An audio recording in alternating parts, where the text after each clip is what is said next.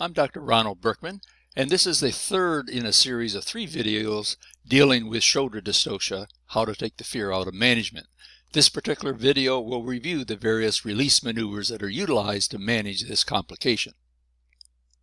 By reviewing the materials previously given to you, that includes the 2 videos as well as some written material to read, as well as this current video, participants should be able to describe the major risk factors for shoulder dystocia and neonatal brachial plexus palsy, the performance of release maneuvers, the key components in a note following a shoulder dystocia, and the approaches that can reduce the risk of shoulder dystocia and neonatal brachial plexus palsy. One starts obviously in doing maneuvers with an algorithm, and there's no single algorithm that is viewed as the standard of care. In general, practitioners will develop an algorithm that works best for them, but there's nothing that would suggest that maneuvers must be done in a certain order to be within an appropriate standard of care. In general, the first thing is to recognize that you have a shoulder dystocia. So as the mother is bearing down and you're exerting some axial traction, that is traction in line with the fetal spine, you notice that the anterior shoulder cannot deliver. This basically makes the definition for shoulder dystocia. Once recognized, you have the patient stop bearing down and you stop traction, because if you persist, you'll only further impact that anterior shoulder against the symphysis pubis. At the same time, you communicate with the staff, the patient, and of course the patient's family. You make sure that everyone understands that this is an emergency. You've got to take control of the situation, that the family should not be coaching the patient at this point, but should listen to your instructions. And at the same time, you have the staff member who is there call for help, and certainly one begins timekeeping.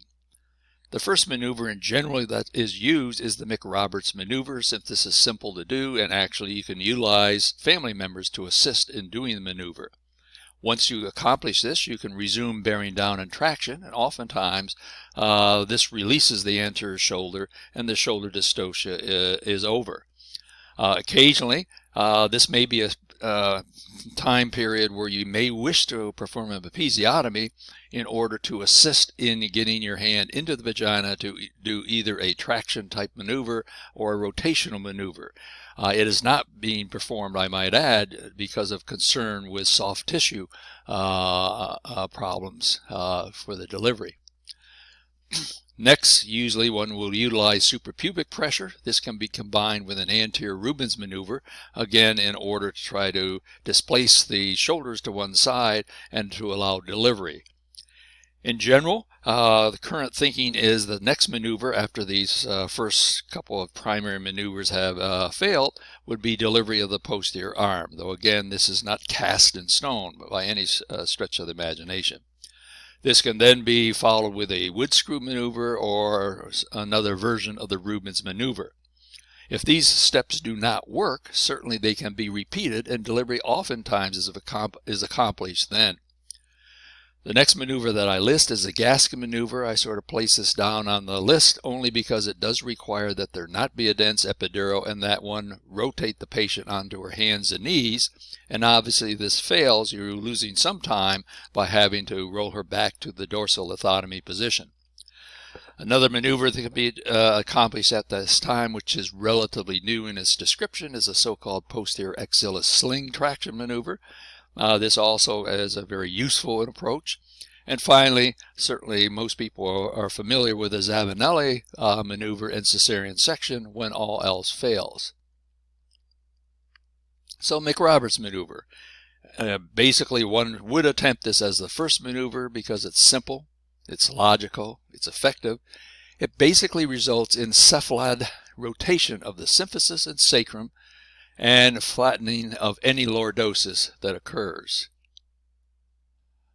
And here you see, as you bring the legs back, you can see how the sacrum flattens. You can see also how both the sacrum and the symphysis essentially went to a more flattened position.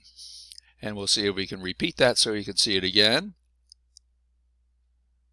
The legs come back, you can see they rotate cephalad, and again any lordosis is dealt with.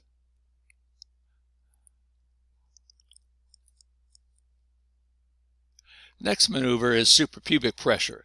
This basically one applies a pressure above the pubic bone in a downward and to a side direction. It requires the operator to direct a nurse or an assistant to do this the appropriate way. And by doing so, you go into an oblique diameter, which either helps release the shoulder from the symphysis or provides you additional room so traction will become successful. And here we see the hand will go on the symphysis, pushing on the scapular side of the shoulder. This also sort of relieves the shoulder from being in sort of a military position and affects the delivery more satisfactorily. The Rubens maneuver is very similar to the suprapubic pressure maneuver in that you're using your fingers being applied ideally to the scapula side of the shoulder, though it could be on the other side as well, with the same idea of rotating it to an oblique position where, again, the baby can more readily be delivered. And here we see the hand being applied here anteriorly and pressure relieving the military attitude somewhat of the shoulders, but also rotating the shoulders.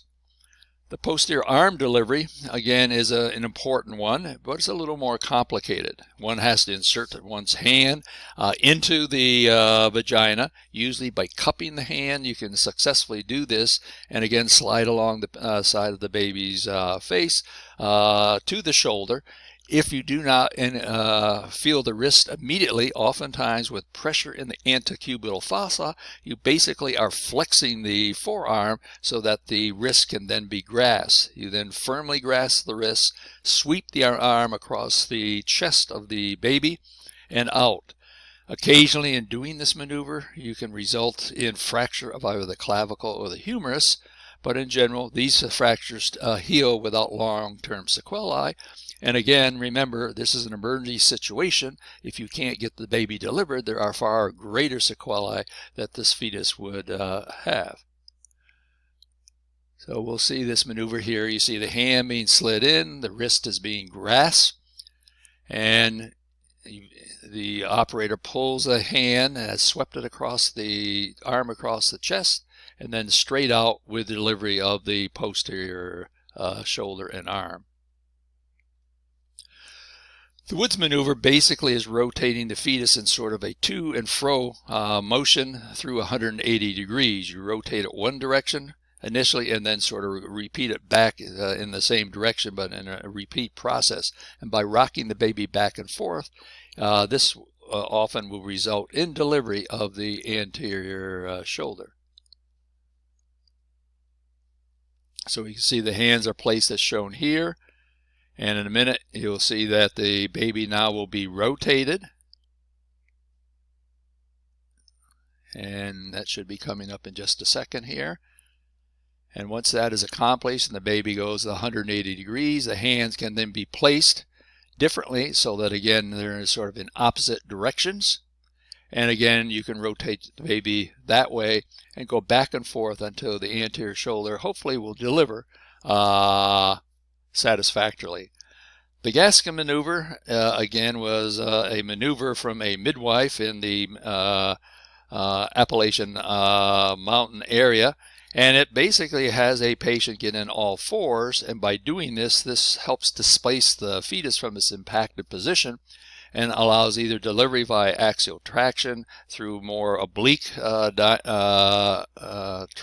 traction or use of other maneuvers.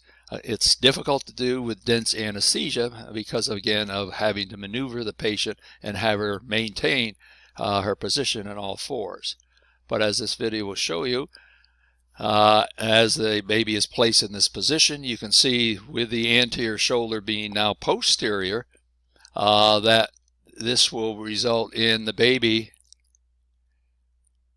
sliding down from that symphysis area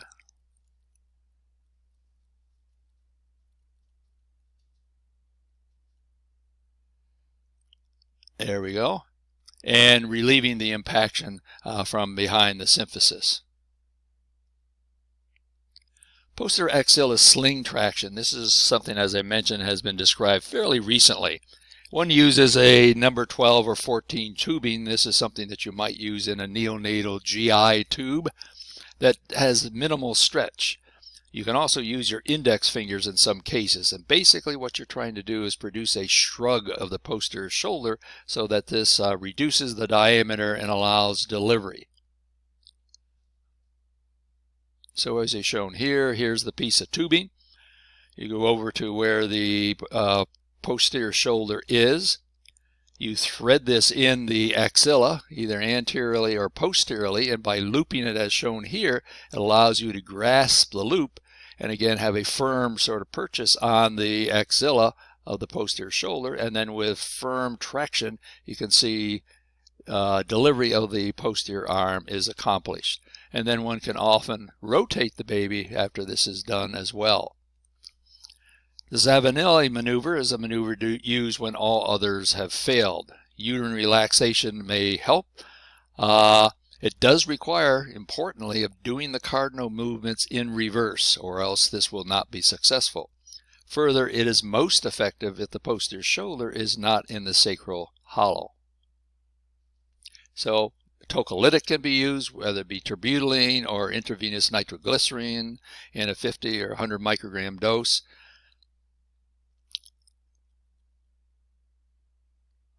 And in a moment here we should see that you can see now the external rotation is reversed, the head is flexed, internal rotation then is done, and then the baby is displaced up towards where basically a cesarean section incision is being made. So, are some of these maneuvers better than others? Certainly there's limited information on this topic. Clinical data is mostly anecdotal, in my experience, that sort of thing. So it's very difficult to do comparative studies since the data is observational and in clearly the clinical realm. And also keep in mind that there are many factors that can affect the likelihood of success, such as maternal and infant size, parity, how good the anesthesia, and so forth. So studies that are done as a randomized clinical trial probably will not occur. What may be less risky? Well, there's groups of people that have looked at this using a variety of models. Gurewitz, a number of years ago, had a three-dimensional model that simulated the pelvis and had special force sensing gloves. And in this study, they compared the McRoberts maneuver with an anterior Rubens, a posterior Rubens, using 10 so-called subjects, that is repetitions, in each group with one operator, and then were able to measure the forces that were required to get the fetus delivered.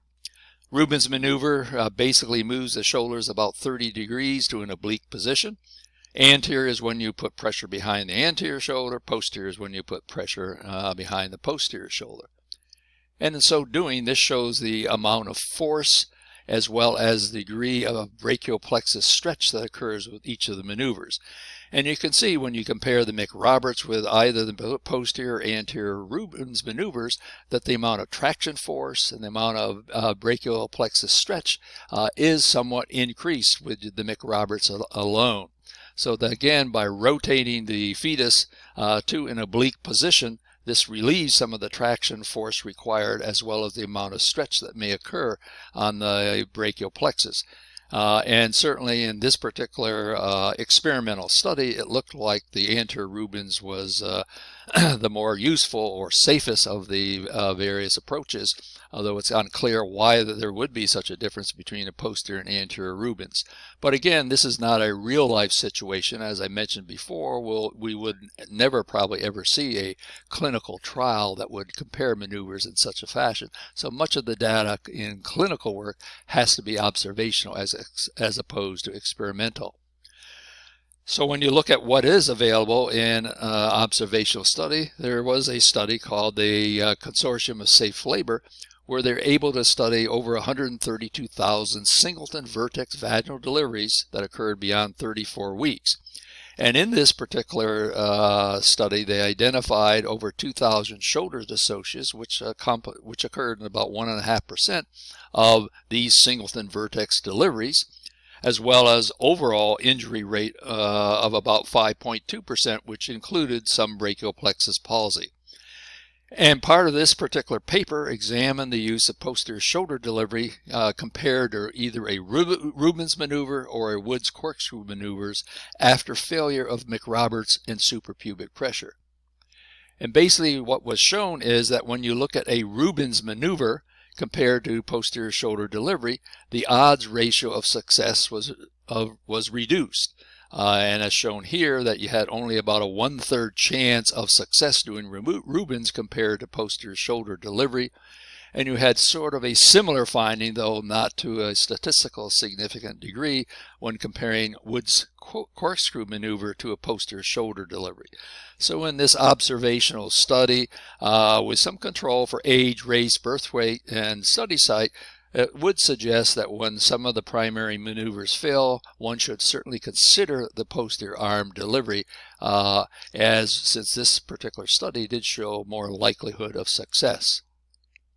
The posterior axilla sling traction maneuver, as I mentioned, is relatively new.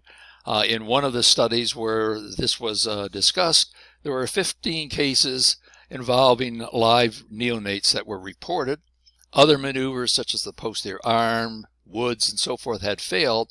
And all of these 15 cases, the posterior axilla sling traction, which I showed you in one of the videos, were all successful, with the anterior shoulder being delivered spontaneously with 11 out of 15 of the cases, and the remainder required rotation of the posterior shoulder anteriorly using the sling.